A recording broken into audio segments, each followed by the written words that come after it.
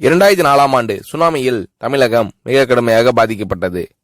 2004இல் சுனாமியில் தமிழகத்தில் மட்டும் 6065 பேர் இறந்தார்கள். 88 கிராமங்கள் நிலைகுலைந்து அழிந்து போனது. இந்த சூழ்நிலையில் அம்மா அவர்கள் எடுத்த நடவடிக்கையால் 10 கிராமங்களுக்கு ஒரு அமைச்சர், ஒரு IAS அதிகாரி, ஒரு PRO என்ற ஒரு குழுவை அமைத்து உலக வரலாற்றிலேயே இது போன்ற மீட்பு நடவடிக்கை இருந்திருக்காது என்ற அளவில் 3 நாளில் பாதிக்கப்பட்ட கிராமங்களுக்கு மின்சாரம் வழங்கப்பட்டது. குடிநீர் வசதி செய்து தரப்பட்டது. இந்த மின்னல் வேக நடவடிக்கையால் அப்போதிருந்த இந்திய ஜனாதிபதி அப்துல் கலாம் மற்றும் அமெரிக்காவின் முன்னாள் அதிபர் கிளின்டன் ஆகியோரின் பாராட்டுகளை அம்மாவின் அரசு பெற்றது. அழுத கண்களை துடைக்கும் கரம் கொண்டவர் அம்மா அவர்கள்.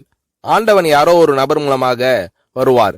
தமிழ்நாட்டிற்கு கிடைத்த தெய்வம் அம்மா அவர்கள். சுனாமியில் பாதிக்கப்பட்டவர்களில் 40 பேருக்கு 2 குழந்தைகளும் சுனாமியில் இறந்து விடுகிறது. அந்த 40 பேரும் ஏற்கனவே கருத்தடை ஆபரேஷன் செய்திருக்கிறார்கள். பெற்றோர்கள் மட்டும் உயிர் பிழைத்திருக்கிறார்கள். உயிர் பிழைத்தவர்களுக்கு இனி குழந்தை கிடையாது என்ற நிலையில் அவர்களுக்கு கருணைவு ஆபரேஷன் செய்து அவர்களில் பல பேருக்கு குழந்தை பிறந்து அந்த குழந்தைகள் இன்று பள்ளிக்கு சென்று கொண்டிருக்கிறார்கள். நாகப்பட்டினத்தில் அம்மா அவர்கள் மீனவர்களை சந்தித்த போது மீனவர்கள் கதறி அழுதார்கள்.